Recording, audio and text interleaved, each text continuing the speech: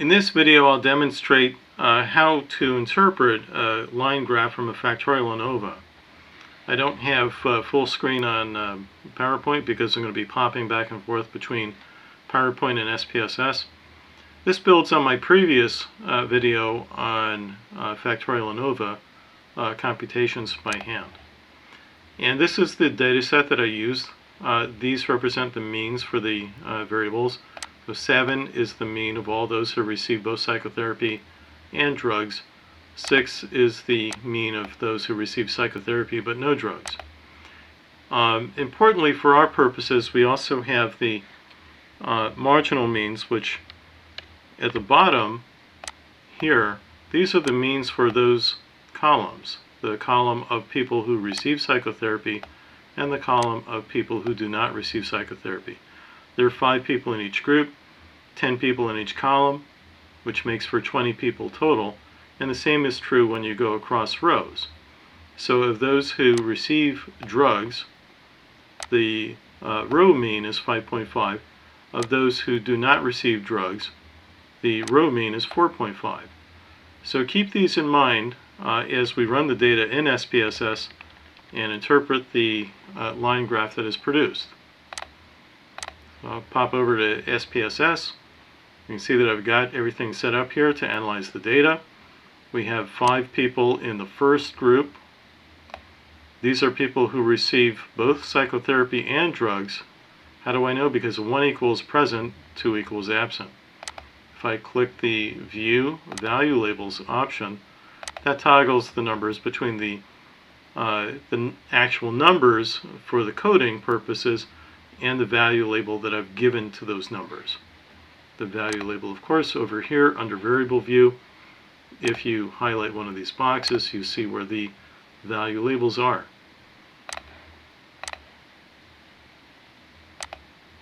So let me get it back to the numbers. I'm going to run a Factorial ANOVA on this, and my intention here is only to let me reset it so I start from scratch. My intention here is only to get the graphic for the line graph. I take my 2 independent variables, put them over into fixed factors. I take my dependent variable, which in this case is called score, and I put that in the dependent box. I do want to, let's go to options. I do want to get the descriptive statistics. And I go to plots. Under the plots button right here, you can see that we've got the 2 independent variables, psychotherapy and drugs. Whichever variable you want in your x-axis, then put that one in horizontal axis over here. What I mean by that is whichever variable happens to be in the columns position, in this case psychotherapy. I want this to show up as my x-axis variable, so that this is one point on the x-axis, this is another point on the x-axis. You'll see what I mean when I run it. So I take psychotherapy and put it in horizontal axis. This is going to place that variable on the x-axis in my line graph. Take drugs, put that in separate lines, and then click Add.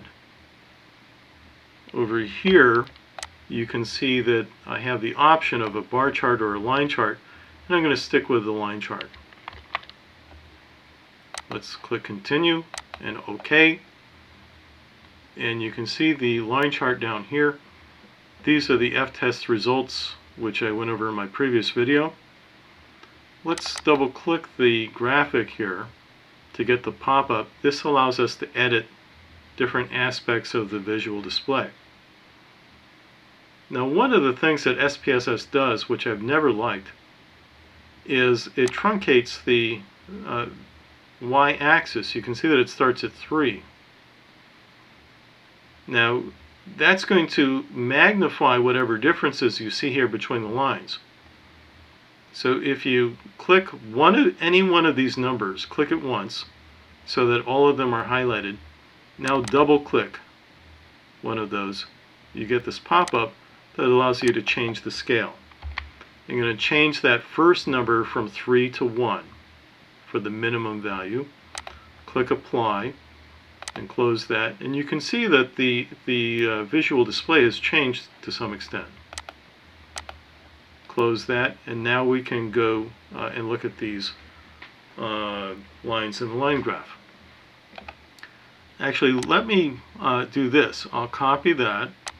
I'm going to carry it over, that's the wrong one, carry it over here, paste it in,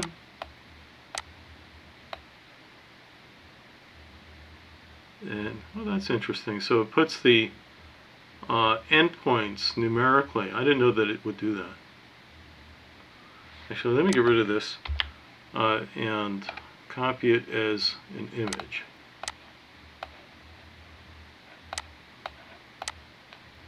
My whole purpose of doing this is so that we can see how these values line up. So the 7 that you see here is right here. That's psychotherapy present, drugs present. That cell mean of 7 corresponds to the endpoint of this line, whereas the value of 4 is down here. You can see that when you carry the line over on the y-axis, it corresponds to the same value of 4. And that's my point. All the different cell means that you see within the diagram on the left correspond with the endpoints of the lines on the right.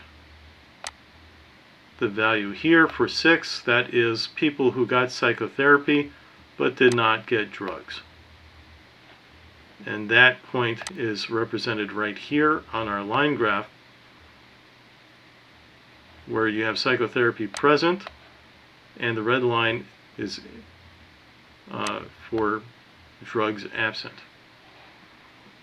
And then the last one, of course, is down here. Okay, so far so good. Now, how do we interpret this? We had a main effect for psychotherapy that was statistically significant, but the main effect for drugs was not. Let's go back to SPSS for a second, just take a look at that. So the main effect for psychotherapy, 18.947, highly significant.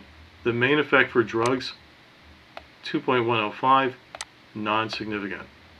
And the psychotherapy by drug interaction, also non-significant. The F value is 0.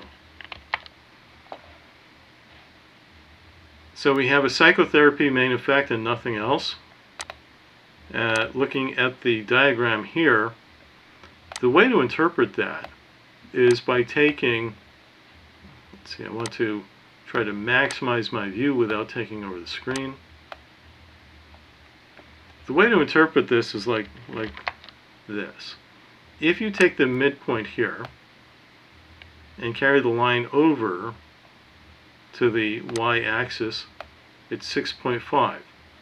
And that is literally this value right here. Same thing with psychotherapy absent. So what we're doing is we're looking at the columns as represented in the visual display and figuring out where it matches up with the actual data on the left. If you take the midpoint in between the endpoints of these two lines, carry it over to the y-axis, they'll have a value of 3.5, and that is literally this value right here. So now you can see what the different aspects of the line graph are being represented with the actual data. We're representing the marginal means of, in this case, the columns, where the columns represent psychotherapy, present or absent. Okay, so this difference of 6.5 versus 3.5 is a very large difference, and in our statistical results, it was very highly significant. Now, the difference between drugs present and absent was not significant. How would we interpret that here?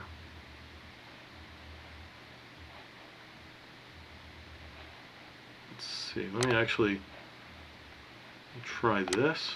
No, that's not going to work. I'll have to make this smaller. Because you see, what I want is to be able to see the values on the side. Good enough. Okay, so in order to interpret the psychotherapy, or rather the drugs present and absent, the blue line is for drugs present, the red line is for drugs absent. So we're going to be looking across this way rather than by columns. So these lines match the two lines over here. This endpoint is 7, that's here. This endpoint is 4. So if we wanted to judge the main effect for drugs present versus absent, the way to do that is to take the center of this line. This approach works fine if you have equal sample sizes. If you don't have equal sample sizes, it won't be exactly at the center, but it'll be close. So you take the midpoint of each of those lines, carry it over to the y-axis, and for this one, it'll be right here. So this 5.5 is literally this position here, which corresponds to where it would meet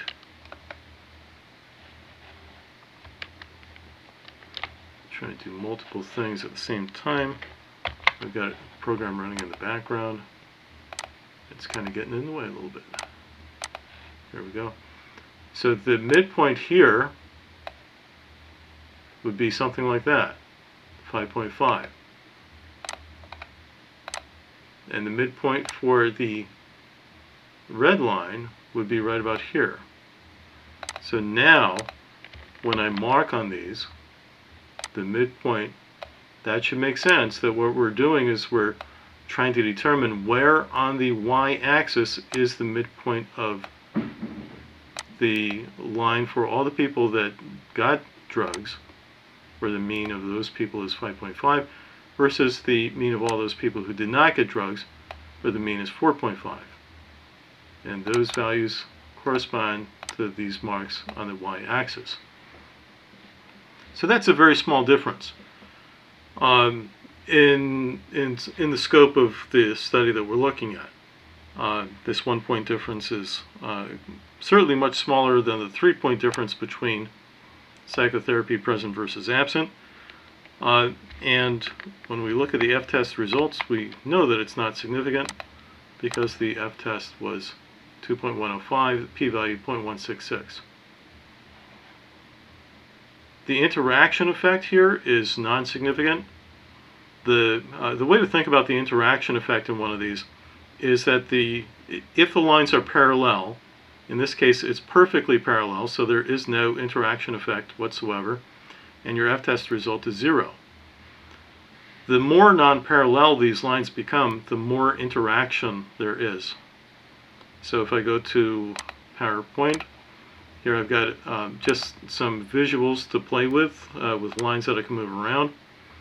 If you had something like this, these lines are clearly non-parallel, and that would be an indication that there is probably a significant interaction effect.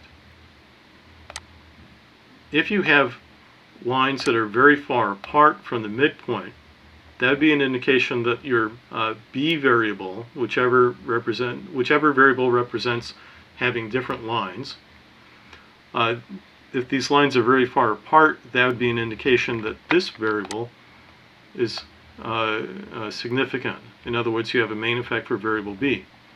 However, for this particular hypothetical demonstration, the midpoint of those with variable A present versus variable A absent, the midpoints there on the y-axis, they're very close together.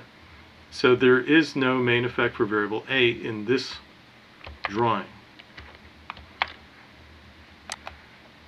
If I had something like, let's say,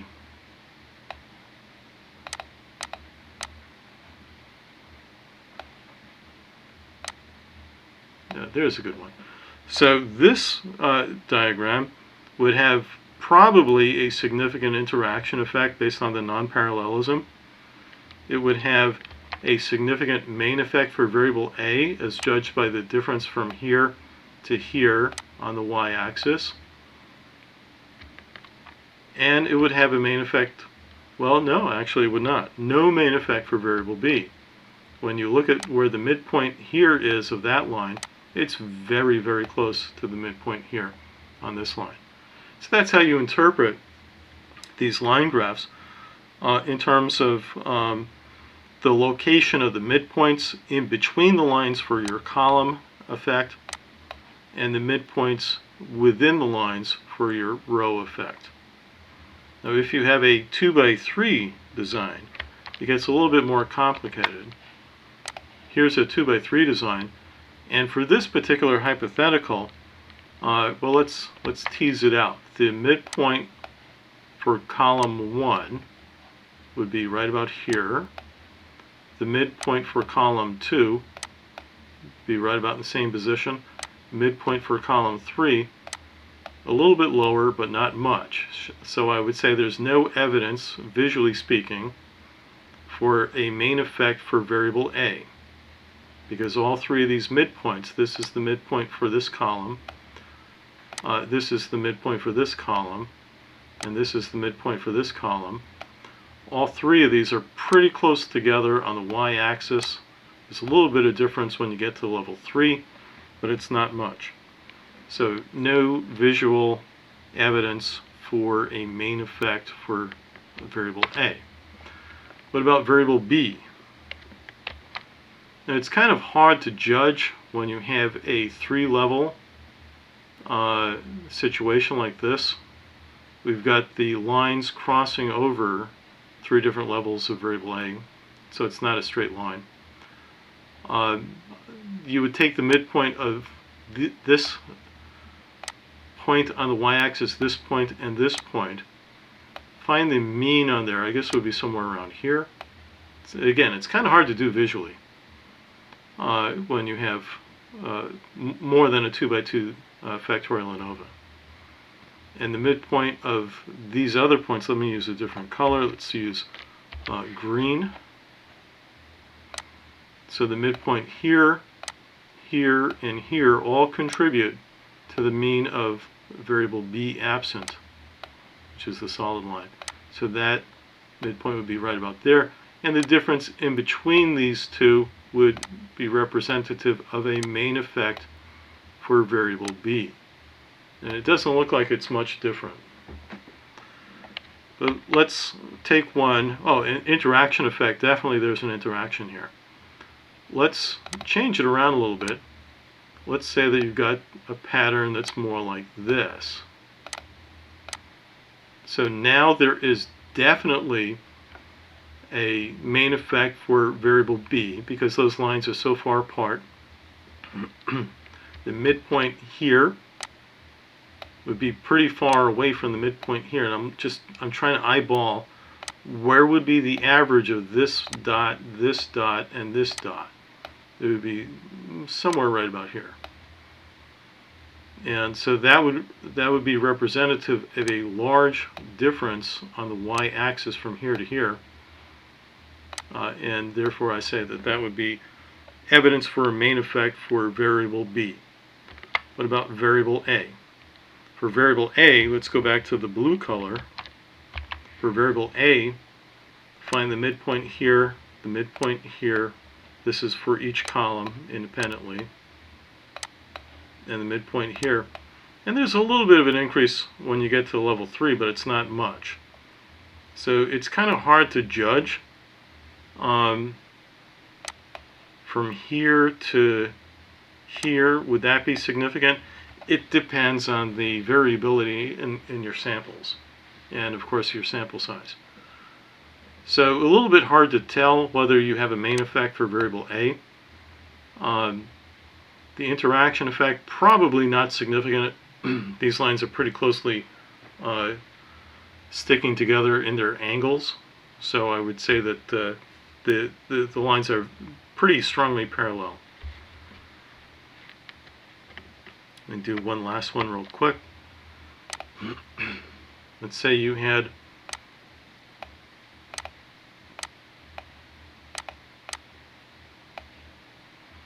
obviously there's an interaction effect here. Looks like there's possibly a main effect for variable A. And let's see. The main effect for variable B. Oh yeah. Well, I don't know, because this dot here pulls variable B present average up to about here. So, well, it's still quite a lot. So there's a lot of ambiguity in these, of course, and that's why you look at the actual p-values to see what's going on. But looking at one of these line graphs, you can get a pretty good notion of what's happening in terms of the main effects of your different variables and the interaction of those variables with each other.